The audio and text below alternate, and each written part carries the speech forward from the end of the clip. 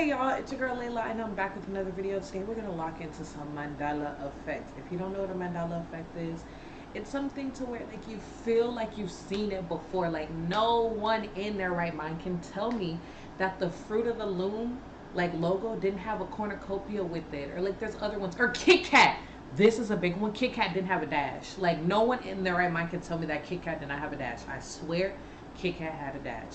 So we're going to watch some other ones and see how that all works out. So you already know the vibes. Grab your snacks, grab your drinks, because it's about to get poppin'. Of Nelson Mandela. Let's start with the one that gave this whole phenomenon its name. In 2009, people all over the world started reporting a bizarre memory that Nelson Mandela, the former president of South Africa, had died in prison during the 1980s. Not just a vague feeling. People remembered watching his funeral on TV. So that's what I'm saying. Like, if a whole, like, it's just, They remembered newscasters, public mourning, tributes, all for a man who was very much alive at the time and went on to become president in 1994. Isn't that insane? So how did this become so widespread? There were no satirical reports, no hoaxes that explain it, just pure collective confusion. This is where the term Mandela Effect was born, coined by paranormal researcher Fiona Broom. She had that same false memory, and when she spoke about it publicly, she discovered thousands of others who Thousands. remembered the same thing. Was it a mental mix-up, or did we slip from one timeline to another? The Berenstain Bears. Ask anyone what they grew up reading, and they'll probably say the Berenstain Bears, with an E. That's But I never, okay, this one I've heard a lot, but I never, that's a long word. I don't know how to spell Berenstain to this day, so I don't know about this one. how most of us remember it. But that's not what the books say now. Look at any official copy. It's the Berenstain Bears, with an A. Berenstain. People swear they remember the spelling differently, to the point that some believe the books have been altered in some way. But no, it's always been Berenstain. This one hits hard because it was part of our childhood. You don't misremember the name of a book series you stared at on your bookshelf for years, right? Some argue it's a simple phonetic mix-up. Stein sounds more familiar to our ears. But others insist they saw the Ian spelling and that something about this change just doesn't sit right. Is it faulty memory? Or a sign we jumped timelines sometime after the 90s? Luke, I am your father. Here's one that practically rewrote pop culture. Okay. If you've ever quoted Star Wars, you probably said it. Luke, I am your father. It's one of the most iconic movie I've never seen Star Wars, so I don't really know which one it is or what it's gonna say. lines of all time. Except, it's wrong. The actual line Darth Vader says in The Empire Strikes Back is, "No, I am your father."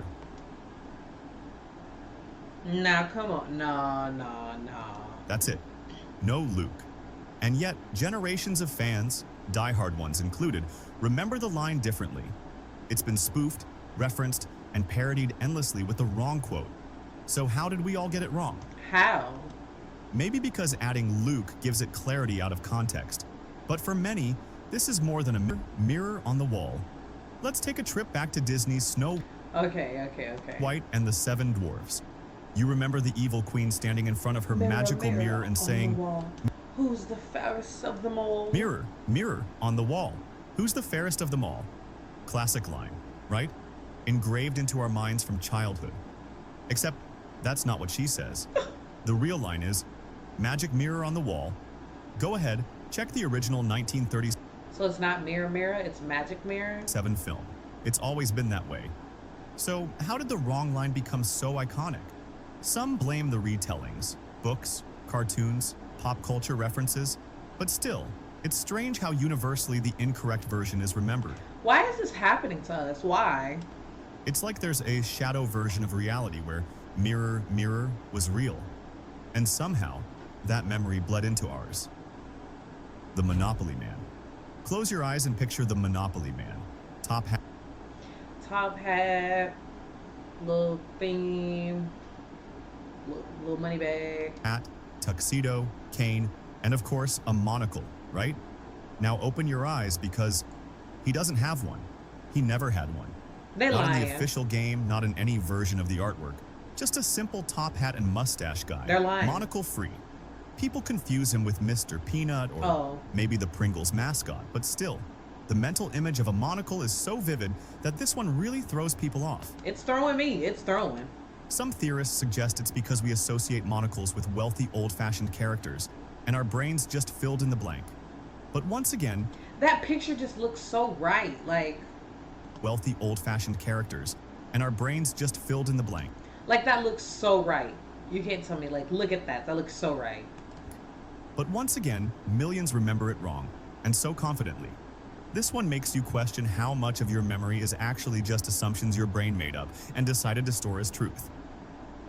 Pikachu's tail. The black tip.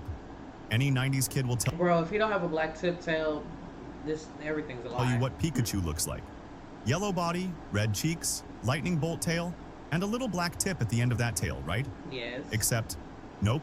Pikachu's tail has never had a black tip. What does it have? The ears do, sure, but the tail... You're lying. You're lying. His tail is not just empty. That's a lie. No, no, no, no, no, no, no, no, no.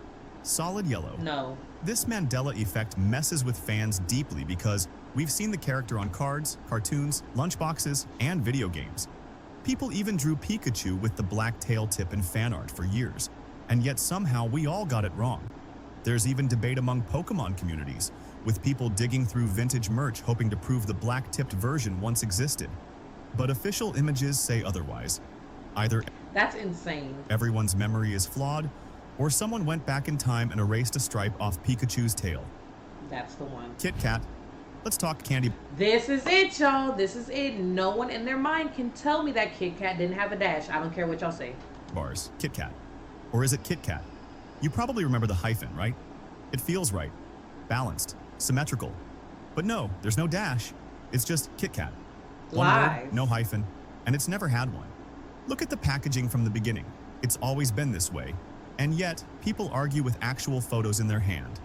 The reason it messes with people is because we're conditioned to expect a hyphen in compound words.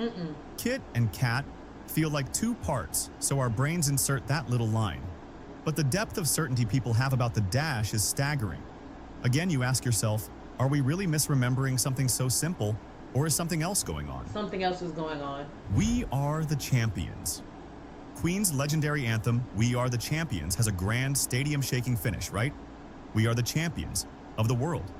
Except that last line, it's not in the final chorus. What is it? The song ends on We Are the Champions, and then just stops. No final of the world. People freak out when they go back and listen. What? Literally in Chicken Little, he says, of the world. So it has, where'd it come from then? It's missing. But here's the twist. The line does appear earlier in the song. It's just not in the ending. So why do we all think that's how it ends? Some blame the Mandela Effect. Others say it's because Queen often added the line during live performances, like at Live Aid. So maybe we absorbed those performances instead of the original track. But still, that feeling of, wait, what?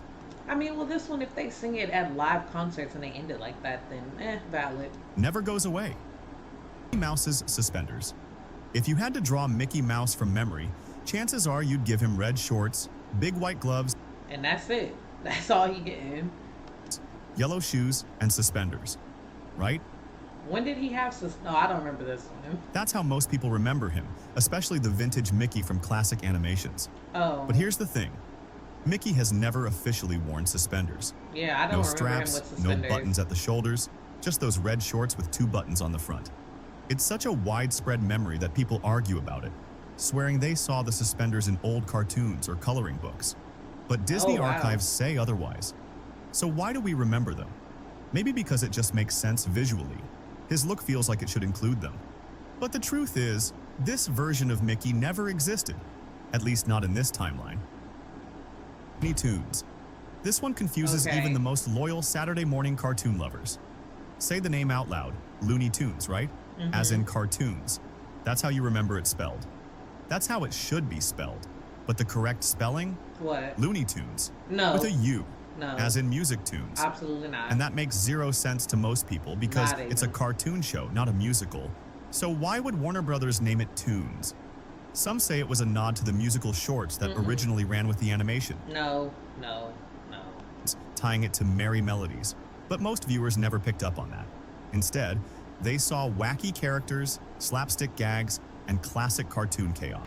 Okay, so how do y'all feel about these? Have y'all ever heard of the Mandela Effect? And what's a Mandela Effect that you might not have seen in this video, but that you wholeheartedly believe? Mine, I would die on the hill about the Kit Kat.